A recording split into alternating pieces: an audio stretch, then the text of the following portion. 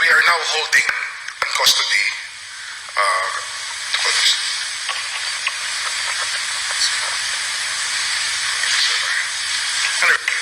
in custody na ngayon ang 7 tao na marahil may kasama-sama, may alam sa nangyari sa kanya. At ito po ay ating hinahawakan na ngayon. Hindi pa sila tinatanong, ngunit aalamin natin. 7 tao po ito na ating tatanungin tungkol sa bagay na ito.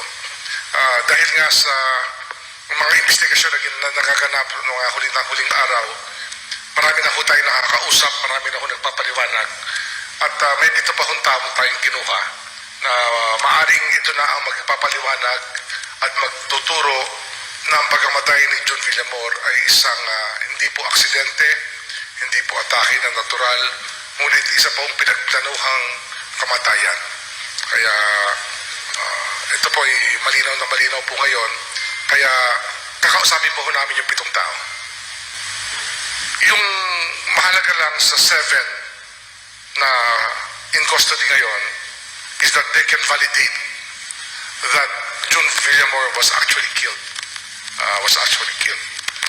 There's nothing inconsistent with the findings of Dr. Fortun or the NBI on this matter. I believe, no? Wala naman, no inconsistency, because not being apparent doesn't mean it didn't happen. I think we should be clear about that. Kaya we're now in the last phase, I believe, of the investigation. We will evaluate again all the statements. I want the NBI to speak to the gunman again, because they have not examined the gunman, the alleged gunman or the confessed gunman, and the other person in custody in the PNP Custodial Center. And we intend to do this in the next few days so that we can complete the story that we have to stitch together to know what really happened. No?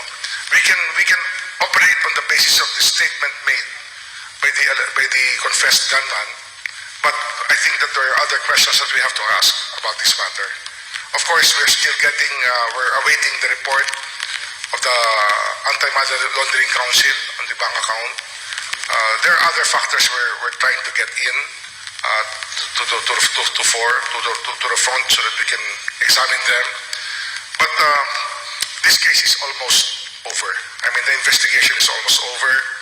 It's a matter of filing the cases and probably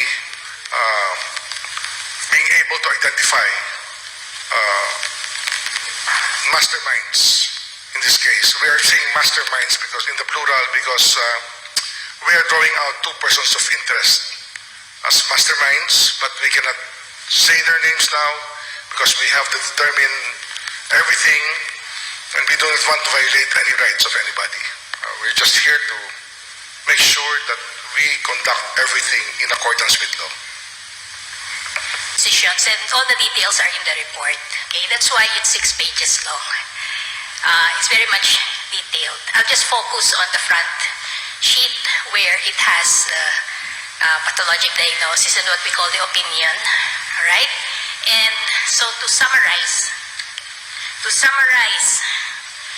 the most pertinent findings would be: number 1, history of asphyxia by plastic bag suffocation. 2, pulmonary congestion, edema, and hemorrhages. 3, schistosomiasis of the liver. It's an incidental finding. It's a parasitic infection. I believe he comes from Leyte, Samar area, and that's kind of endemic in that area. Number 4, status post-autopsy. Number 5, status post-embalming.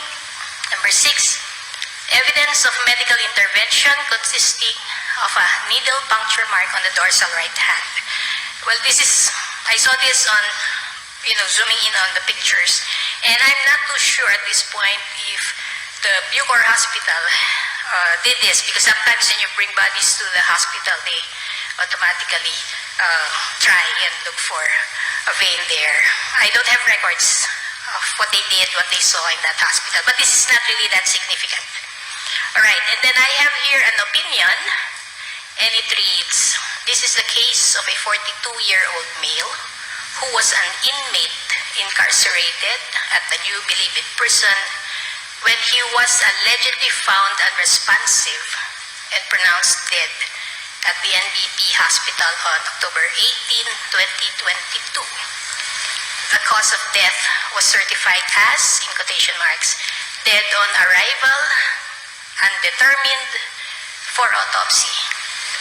The embalmed remains were autopsied on October 20, 2022 by the National Bureau of Investigation. A second autopsy was conducted on October 26, 2022.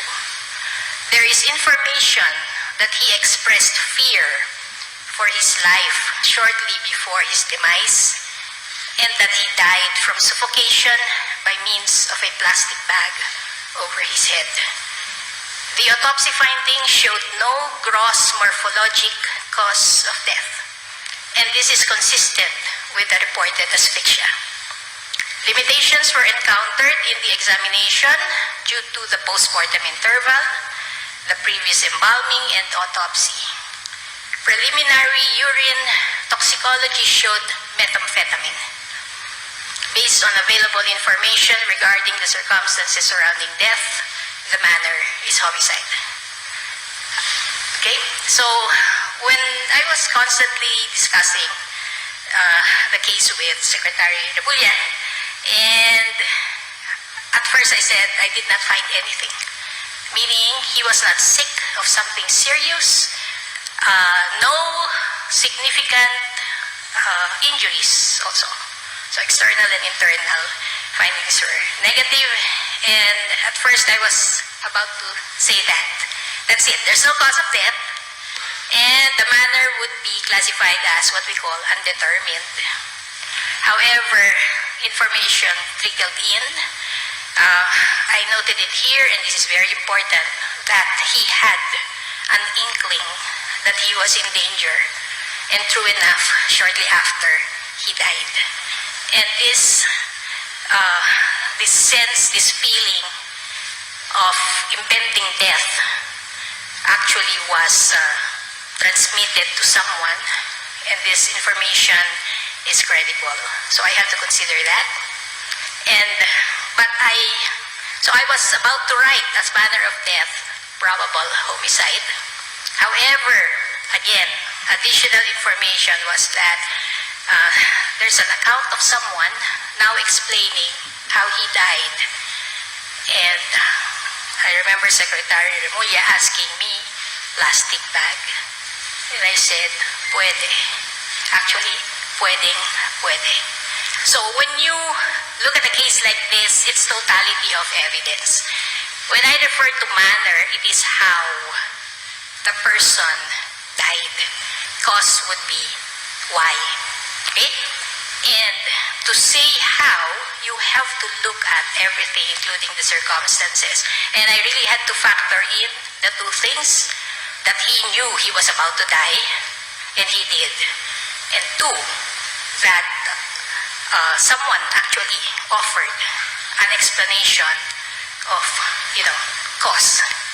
And taking everything into consideration, it is consistent. No morphologic findings. And yes, putting a plastic bag over one's head, it can be very effective.